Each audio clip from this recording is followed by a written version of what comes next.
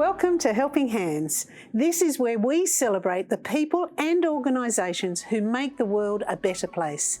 Coming up today, over 300,000 people a year receive eye health services. The miracle of sight.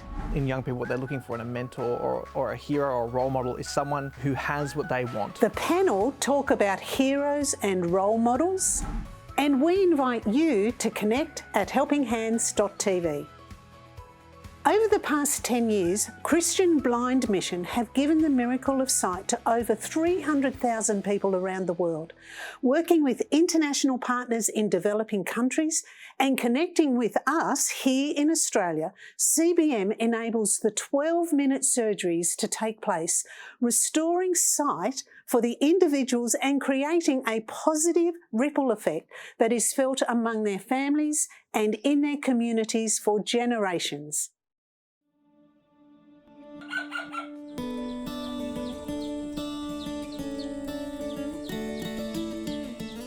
In places like the Philippines, 5 million people live below the poverty line, and of those, over 1 million live with untreated cataracts. If we can remove those cataracts with such a simple surgery, those people are able to see again and return to school or work.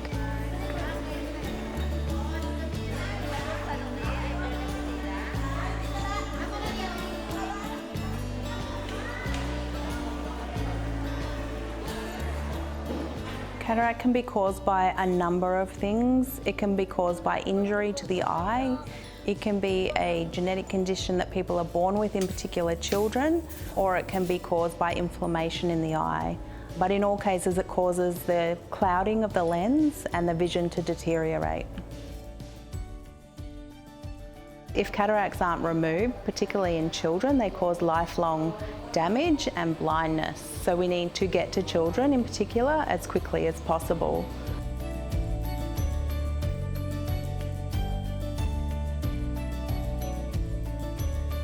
In general, it takes as little as 12 minutes for the ophthalmologist to lie the patient down, operate, remove the cataract and insert a new lens which will last a lifetime. So we're looking at someone going from blind to having sometimes 20/20 vision for the rest of their life.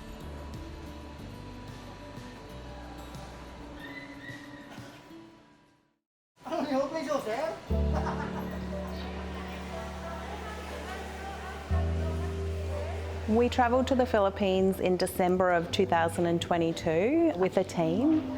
The purpose for us going overseas was to meet the families, to meet the children who were having their sight restored, to hear their stories.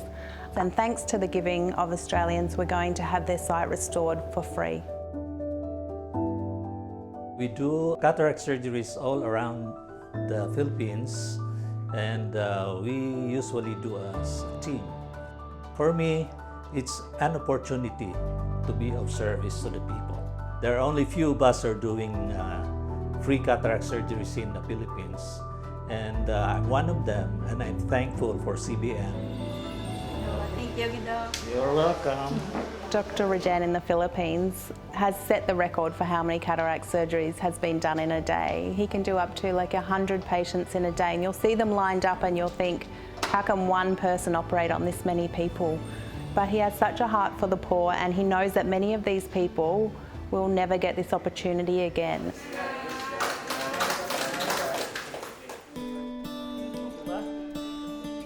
The work we do around cataract surgery, the Miracles work, enables us to touch the life and transform the life of an individual, the person who has that surgery, and that can be a child.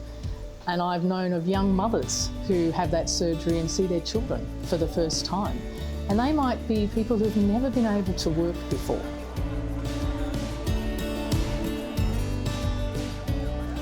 It's transformative for the family, the community, and it is lifelong. So the power of this gift is extraordinary. CBM has benefited from the extraordinary generosity of really compassionate Australians.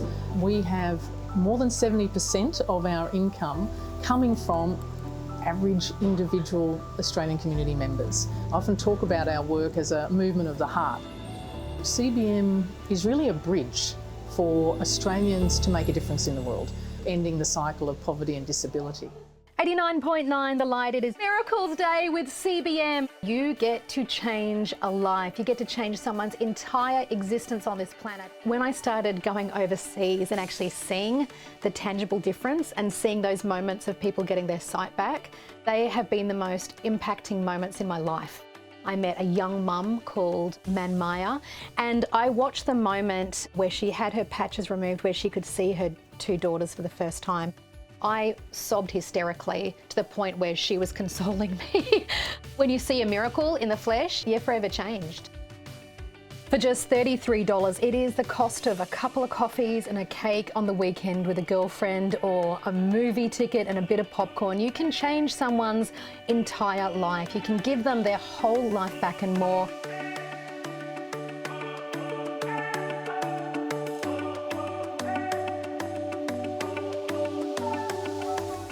After the break, how we can all be involved. I figured out a way to wear an eye patch for 1 week to see what it was like for someone who had cataracts on one of their eyes.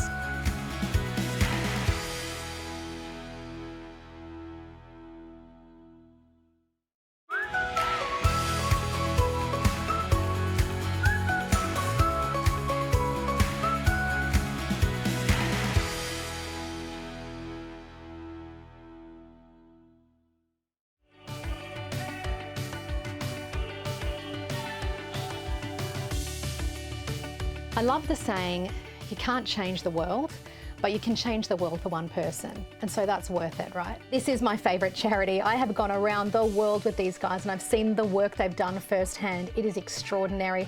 They go find the poorest of the poor and the most forgotten and the most vulnerable people, and they make sure that they get the help that they need. $33 and it will change someone's entire life. So join with me today.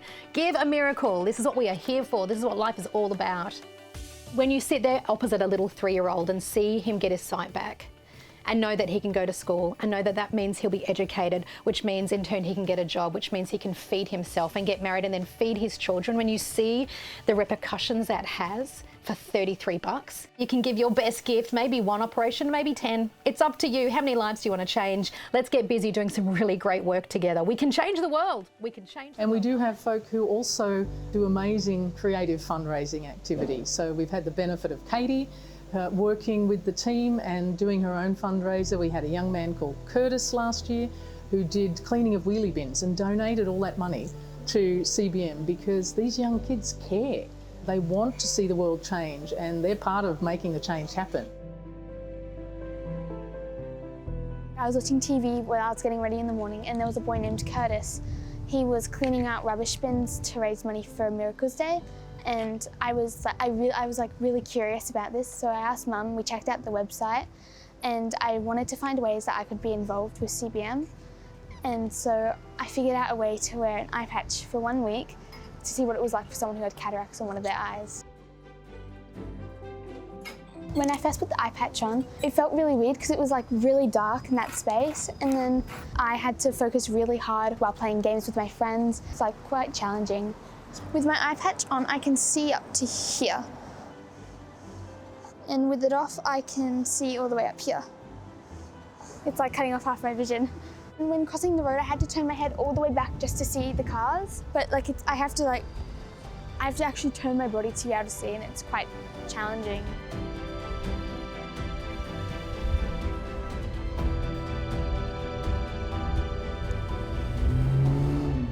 I raised over $1,000. It pays for 36 surgeries.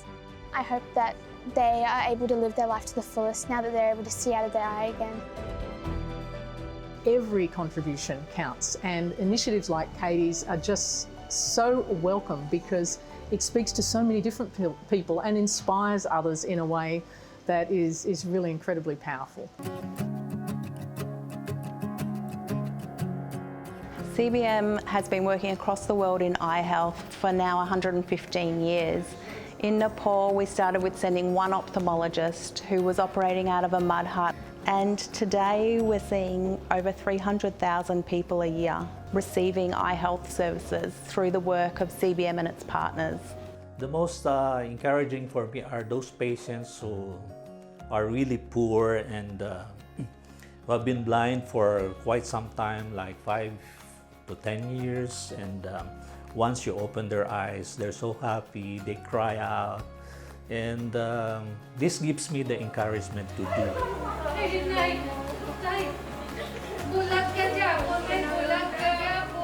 It's the most incredible moment to be there and witness when someone's eye patches come off and they see again and they realise that they're no longer blind. And to think that that was made possible by someone a world away who gave just $33, something they may not have thought twice about, but that has changed and transformed someone's life and the life of their family. It's a miracle.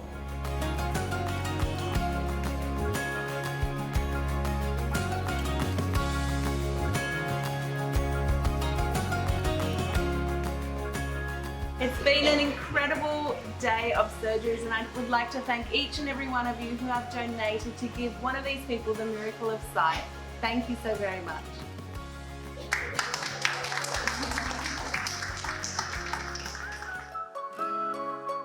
If you are a helping hand or would like to see a helping hand from your local community featured on this program, visit our website and be in touch. We'd love to hear about the people and organisations across Australia who are making the world a better place. It's hard to believe that 8 out of 10 cases of vision impairment are avoidable, and the good news is that we can all be part of the solution. Head over to the Helping Hands directory and click through to CBM to find out more about Miracles Day.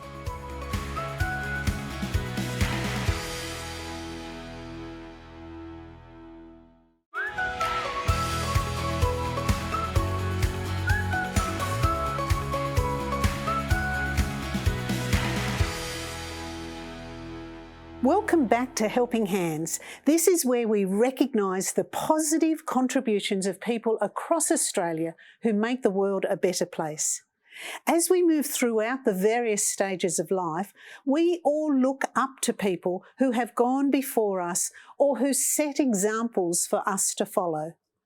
The panel joined Laura in the studio today to discuss a topic that we can all relate to: heroes and role models. Thanks for joining me. With me on the panel today, we have Nathaniel Marsh from Dads for Kids. We've got youth worker Nathan Brewer and also psychologist Colette Smart. Thank you all for joining us. Colette, we'll start with you. Role models, the people we look up to, how much of an influence does that have on young people and then also adults? I think as human beings, we're made for connection. What I find fascinating is some of the research on rites of passage. So rites of passage in ancient times would see elders or mentors come alongside young people, walk life with them, do the hard stuff with them, show them the ropes of what adulthood looked like. In more modern times, we seem to have lost that quite a lot. I was going to say a bit, but I think a lot. And we see our young people kind of stumbling into adulthood, and for them, they will create a rite of passage if there isn't one. And for many young people, it looks like getting blind drunk on the weekend, having lots of meaningless sex, and not really being sure what adulting means. And so I think we need to have these moments where we intentionally walk with our young people, show them what life looks like, set up rituals and set up rites of passage that can actually happen naturally. And I think there are a lot of opportunities that we can do that. I think we just need to do it a lot more intentionally. And then I think as adults ourselves, perhaps we didn't have a mentor. And so we need to go and find somebody that we could even approach and ask to mentor us. Because we're still learning. I'm still learning as a parent now with young adult children. I want to still know, what does the next phase look like for me? And I need older people in my life. So at all stages. So if you are looking for a mentor, whatever stage of life it might be at, what should you look for in that person? It's going to depend on the relationship you have. I think mentors are very often quite naturally in our lives. You may, in in the odd time approach somebody who you don't know well, but generally it will be elders, grandparents, somebody in your workplace, someone in your community, your religious community. We're looking for someone who's vulnerable themselves, not someone who overshares, but someone who has done life. They've done some hard stuff in their lives and they're actually open to just being there to challenge you gently, and just be around for advice if you are seeking advice. And also, I think being a listener is the biggest thing. Nathan, you work with young people in pretty close proximity. What do you see them looking for in role models?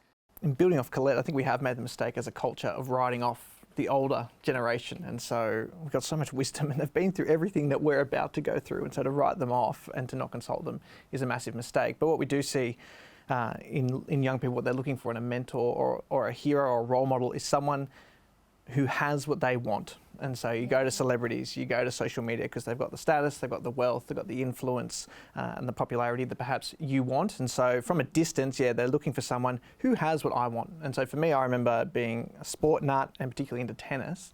Rafael Nadal was my hero. He had everything I wanted. He had big, muscly left arm, which didn't happen for me. He had all the success, all the fame. And so he had what I wanted, and so I wanted to be like him. Closer to home, you're looking for someone who genuinely cares about you, still probably has some things that you want, might have wisdom, might be further progressed in the career that you want to be a part of, but you're actually more interested in their character at that point. Nathaniel, from the perspective of a father, what kind of influence, what kind of role do dads have on our lives as mentors, as these role models? Nathan referred to it before, but I've observed often if you have a great father or a bad father, you'll tend to emulate him or almost do the opposite. So I think fathers have a lot of influence in their children's lives, in their families' lives. So it's important that we're aware of that, number one, and number two, that we're intentional about being a good example. And that's the challenge, because our small children are sponges, so they'll take in a lot of what we say, maybe the good and the bad. So at Dads for Kids, we spend a lot of time speaking about intentional fathering and trying to teach dads that, you've got to be intentional, because life happens, especially when you've got little ones. And as Colette mentioned before, you're just trying to stay awake, just trying to get through life. But you've really got to be intentional and make those times to as they get older, maybe have a rites of passage ceremony or whatever that might be, to spend time together, to maybe plan that family holiday, just to do little things, maybe make sure you're having a meal together once a week. All those little things, you need to often be intentional about them, and as you do that, you'll see the fruit, you'll see the good things coming out of that. There's some amazing rites of passage programs happening in Australia. I've ended up speaking to some of the amazing people on my podcast. Andrew Lyons' Right Journey is just incredible, happening in schools, helping parents come alongside their young people and discover what that looks like for them. It doesn't need to be mysterious or strange. It can be something really specific to your family, but intentional things. What does it look like? How does your child have new responsibilities once they're a teenager? What does a responsibility look like when they're 16, when they're 18, and so on? Let me ask you this then. What do we do when our role models, when our heroes fail us? Yeah, it's very upsetting, and I think that can be helpful in that it helps you to realise that they're human too, and I think that can. So the positive is it can help you realise I don't have to put too much pressure on myself. The role model that I thought was amazing also fails. The negative thing is if you've put too much weight on them and sort of almost had them as this idol, almost godlike figure in your life, then it can be quite damaging. So it is a helpful reminder.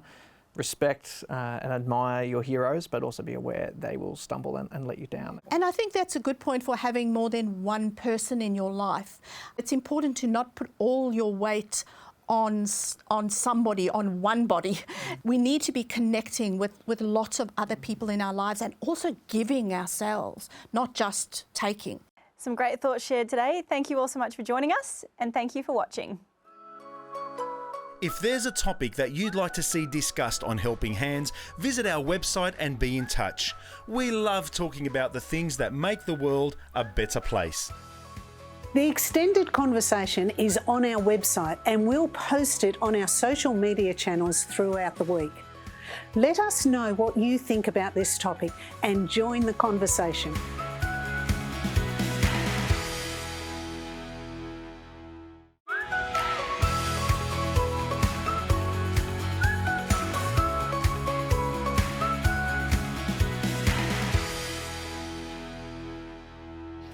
ever take a moment to count your blessings?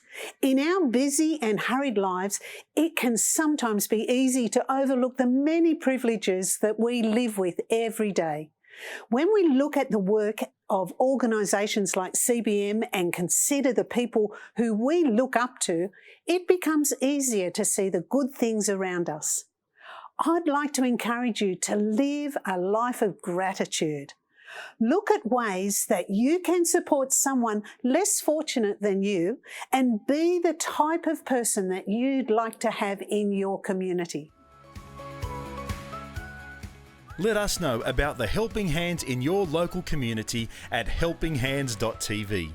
Send a photo or a short video and tell us about your local heroes in 25 words or less. Thanks for being part of Helping Hands today. I'd like to encourage you to consider supporting the work of CBM and give someone the gift of sight. Head over to our website and jump on our social channels and become part of the Helping Hands family. See you again next week.